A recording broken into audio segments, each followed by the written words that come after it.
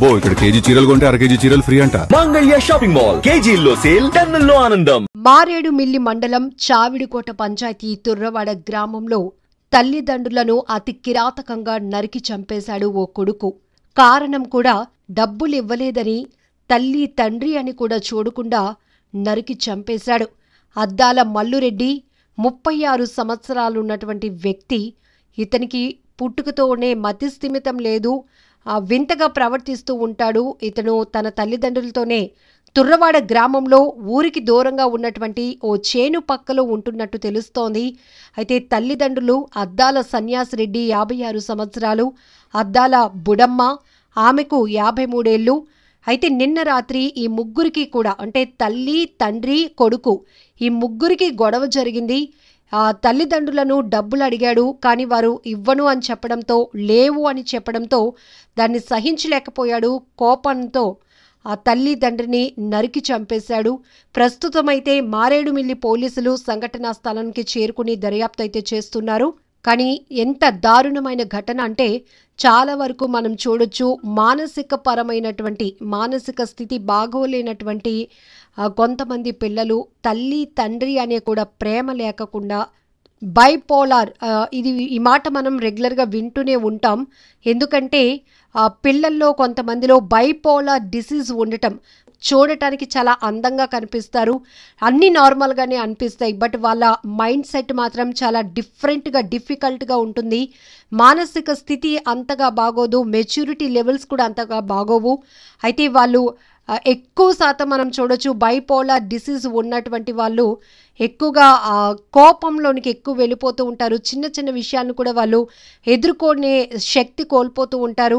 అది అమ్మ నాన్న లేకపోతే ఇంట్లో ఉన్నటువంటి సొంత కుటుంబ సభ్యుల, అన్నయ్య అక్క చెల్ల అనే తారతమ్యాలు కూడా ఉండవు. వాళ్ళకి ఎలాంటి అనుబంధాలు కూడా ఆ సమయంలో గుర్తురాదు.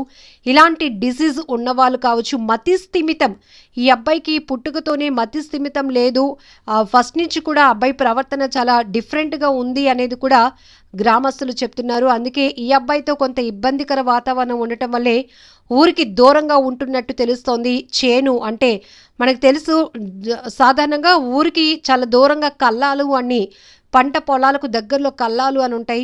అటు ఈ చేను పక్కనే వీళ్ళు స్టే చేస్తున్నారు, ఉంటున్నారు.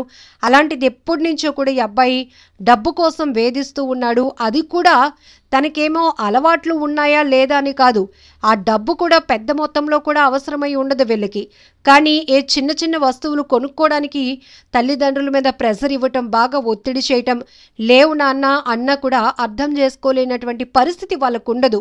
సో ఈ రకమైన మానసిక స్థితి సరిగ్గా లేకపోవడం అనేది ఇక్కడ అతను ఈ హత్యలకు కారకుడయ్యాడా అనేది కూడా ఒక రకమైన విశ్లేషణ చేసుకోవాల్సిందే. ఎందుకంటే జనరల్గా మనం సిటీ కల్చర్లో పిల్లల బిహేవియర్లో ఎలాంటి డిఫరెంట్లో మనకి కనిపించినా, తేడా కనిపించినా, వారిని మిగతా కుటుంబ సభ్యులు ఎవరికి వారి వల్ల ఎలాంటి హాని ఉండకూడదు అనే ఉద్దేశంతో వాళ్ళని ప్రత్యేకంగా ట్రీట్మెంట్ కోసం వేరే చోట పెడుతూ ఉండటము, ఇలాంటివి చేస్తూ ఉంటాం. వారికి అంత ఫ్రీడమ్, మిగతా పిల్లలతో పోలిస్తే వారికి అంత ఫ్రీడమ్ ఇవ్వకపోవటం, ఇలాంటివి చూస్తాం. కానీ ఇక్కడ విలేజ్ ఆ కల్చర్ కూడా ఎలా ఉంటుందో తెలుసు. ఇద్దరు తల్లి తండ్రి ఇద్దరు కూడా బాగా వృద్ధాప్యంలో ఉన్నవారు. అయితే మీ కొడుకు ఇలా చేస్తున్నాడు, మీ కొడుకు వాళ్ళని అన్నాడు, మీ కొడుకు అనవసరంగా వాళ్ళని కొట్టాడు, ఇలాంటి మాటలు అనిపించుకునేటప్పుడు ఈ వయసులో మనకి బిడ్డ వల్ల, కొడుకు వల్ల ఇన్ని మాటలు పడాలా అంటూ ఊరికి దూరంగా ఉండే పరిస్థితులు కూడా ఉంటాయి. ఎందుకంటే ఎక్కువగా ఆత్మాభిమానం కలిగినటువంటి వారుగా మనం చూడొచ్చు. ఈ పరిస్థితులు ఊరికి దూరంగా ఉంటున్నారు. కానీ డబ్బులు కావాలి అని పదే పదే ఆ వృద్ధాప్యంలో ఉన్నవారు డబ్బులు ఎక్కడి నుంచి తెస్తారు, ఎలా తెస్తారు, లేవు నాన్న, ఇవ్వము నాన్న అని చెప్పినప్పుడు ఆ అబ్బాయి వేరే రకంగా తీసుకున్నాడేమో, నా మాట వీళ్ళు వినటం లేదు అని ఆలోచనకు వెళ్ళాడేమో, కోపం తెచ్చేసుకున్నాడు. ఆ కోపంలోనే ఇద్దరిని కూడా నరికి చంపినట్లు తెలుస్తోంది. ఇది ప్రాథమికంగా అతను చేసినటువంటి, తల్లి తండ్రిని హత్య చేసినటువంటి కేసుకు సంబంధించి ప్రాథమికంగా ఉన్నటువంటి ఇన్ఫర్మేషన్. ఏది ఏమైనా చాలా బాధాకరమైన ఘటన. వినేవారికే కాదు, ఈ దృశ్యాలు చూసేవారికి కూడా గుండెలు అదిరిపోతున్నాయి. ఎందుకంటే కన్న తల్లిదండ్రులను కొడుకు చంపడం ఏంటి అనేది ఇప్పుడు ప్రతి ఒక్కరిని కదిలిస్తున్న అంశం. కాకపోతే ఇక్కడ మానసిక పరిస్థితి అనేది కూడా మనకు చెప్తున్నారు. చాలా బైపోలార్ డిసీజ్ మనకు తెలుసు. విశాఖపట్నం, మల్కాపురంలో కూడా సెల్ ఫోన్ చూడొద్దు అన్ని ఆ కొడుకును మందలిస్తుందని చెప్పి ఆ తల్లిని అతి దారుణంగా చంపేశాడు, హత్య చేశాడు. మళ్ళీ తనకేం తెలియలేనట్లు అమాయకంగా తన అన్నకి అమ్మ పైనుంటుంది చూడు అని మాటలు చెప్పాడు. అయితే అన్నయ్య కూడా ఊహించలేకపోయాడు. తల్లిని తన తమ్ముడే చంపాడా, ఇంత దారుణంగాని ఊహించలేకపోయాడు. పోలీసులు కస్టడీలోనికి తీసుకున్న తర్వాత అతను మెడికల్ ట్రీట్మెంట్కి పంపించిన తర్వాత వైద్యులు గుర్తించింది ఏంటంటే బైపోలార్ డిసీజ్ ఉంది. వీళ్ళకి పెద్దగా ఎమోషన్స్ ఉండవు. తల్ల, తండ్ర, లేకపోతే ఇంట్లో ఉన్న కుటుంబ సభ్యుల, పక్క వాళ్ళ ఇలా ఏమీ ఉండవు. ఈవెన్ కొంతమంది అయితే ఇలాంటి కోపంలో మానసిక పరిస్థితి బాగాలేనప్పుడు వారి కోపాన్ని పెట్స్ పై కూడా చూపిస్తూ ఉంటారు. వాటికి హాని కలిగించి వాళ్ళు ఆనందం పొందాలి అనుకుంటారు. వాళ్ళ కోపాన్ని అలా డైవర్ట్ చేయాలనుకుంటారు.